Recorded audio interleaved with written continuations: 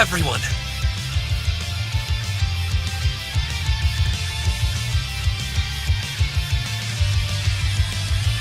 Will you give birth to my child? We will! The harem genre is most probably my favorite of all time, and when you add isekai to it, it just gets better. I love every isekai harem anime no matter how bad people might say it is. That's just my opinion, and you don't have to agree with it.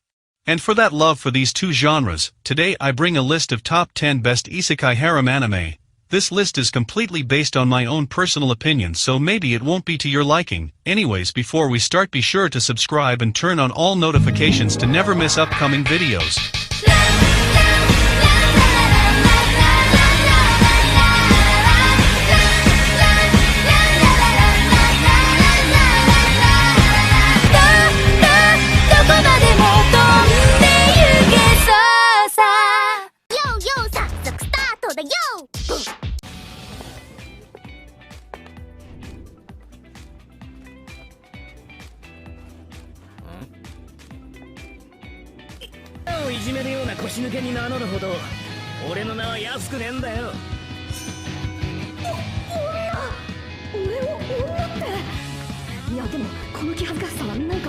In 10th place comes in Demon Lord Retry. Akira Ono is an ordinary working adult who manages the MMORPG Infinity game. 15 years after creating the game, Ono decides to shut the servers down once and for all.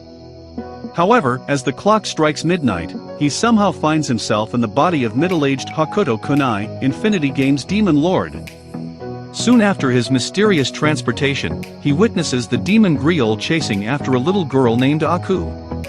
Although he effortlessly dispatches the creature, Hakuto is still concerned.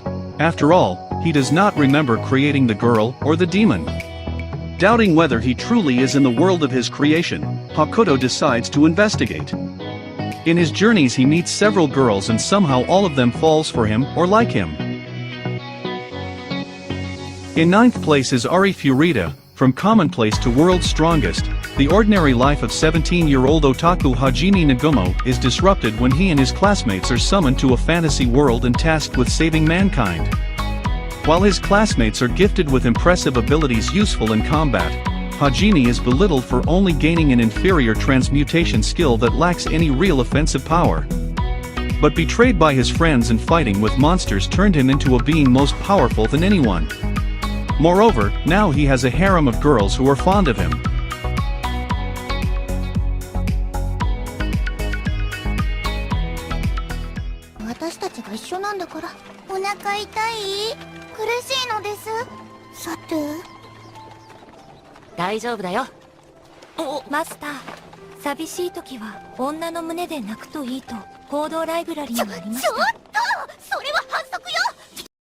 In 8th place is Death March to the Parallel World Rhapsody. Ichiro Suzuki, a programmer nearing his 30s, is drowning in work. Worn out, he eventually has a chance to catch up on sleep, only to wake up and discover himself in a fantasy RPG world which is mashed together from the games he was debugging in reality. In this new place, he realizes that not only has his appearance changed to a younger version of himself, but his name has also changed to Sadu, a nickname he used while running beta tests on games. Now, he is adventuring in this new world, discovering secrets with people he meets along the way. Hey! I have an idea, let's go swimming! Come on, don't be a pooper pants! And how the hell am I supposed to do that? She'd be all wet, giggly and bouncing, I just end up making a water messes or drowning! Why would you want to do that? I'm not strong enough to fight big old monsters like you are! Get off of me, you fool! In 7th place is How Not to Summon a Demon Lord. When it comes to the fantasy MMORPG Cross Reverie, none can match the power of the Demon King Diablo. Possessing the game's rarest artifacts and an unrivaled player level, he overpowers all foolish enough to confront him. But despite his fearsome reputation, Diablo's true identity is Takuma Sakamoto, a shut-in gamer devoid of any social skills. Defeating hopeless challengers day by day, Takuma cares about nothing else but his virtual life, that is, until a summoning spell suddenly transports him to another world where he has Diablo's appearance. In this new world resembling his favorite game, Takuma is greeted by the two girls who summoned him, Ram Galio, a petite Pantherian adventurer, and Shara L. Greenwood, a busty elf summoner. They perform an enslavement ritual in an attempt to subjugate him, but the spell backfires and causes them to become his slaves instead. Look, can you go somewhere else, please? I really prefer to bathe by myself. I'm afraid that's not possible. You need your bodyguards here.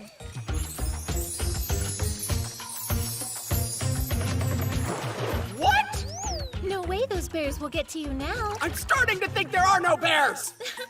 Oh well, better safe than sorry. Why are you doing this to me?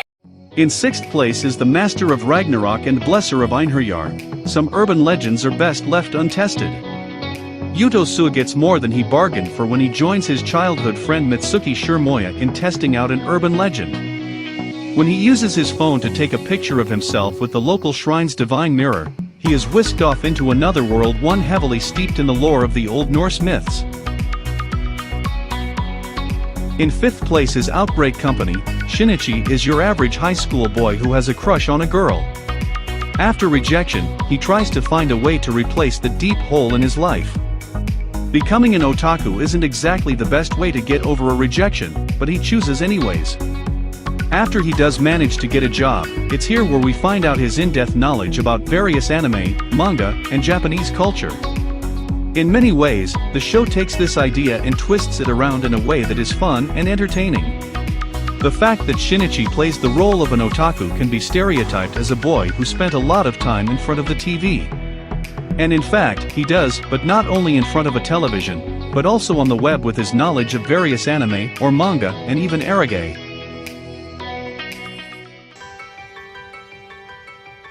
Well, how do you like the dress? Great. It looks really good on you. Oh, I'm so glad!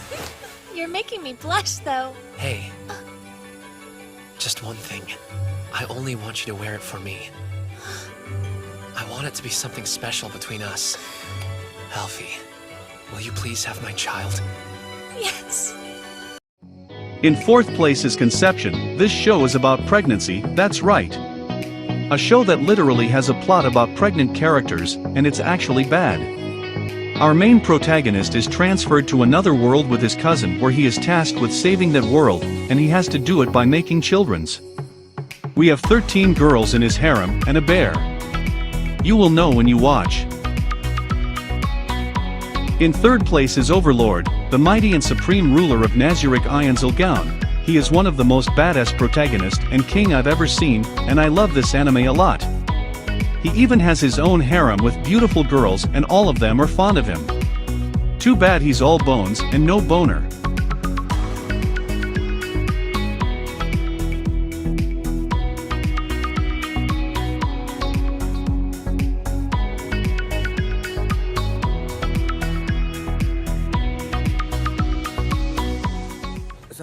Haru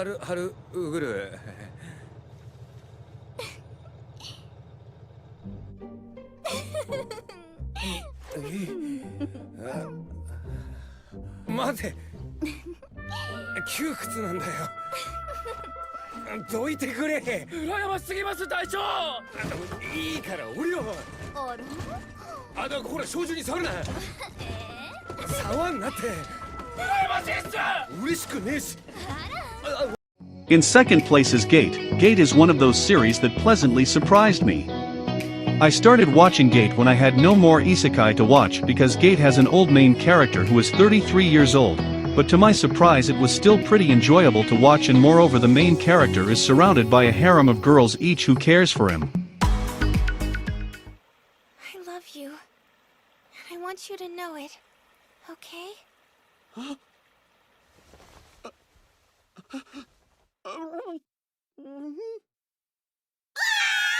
In 1st place is In Another World with My Smartphone. Mochizuki Tuya, a young boy, was struck by lightning which was thrown mistakenly by God. Being sympathetic towards him, God gives him powers above others, and sends him to another world. Now Tuya's adventures begins in this new world with new companions, all of them being girls, and moreover at the end of the series they showed that he will have 9 wives.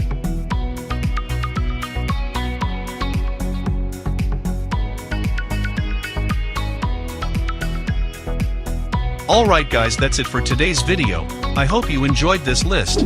Be sure to subscribe for more if you haven't already. Also you can join our Discord server, and if you have free time feel free to visit my merch store website, Facebook page and Twitter. See you soon.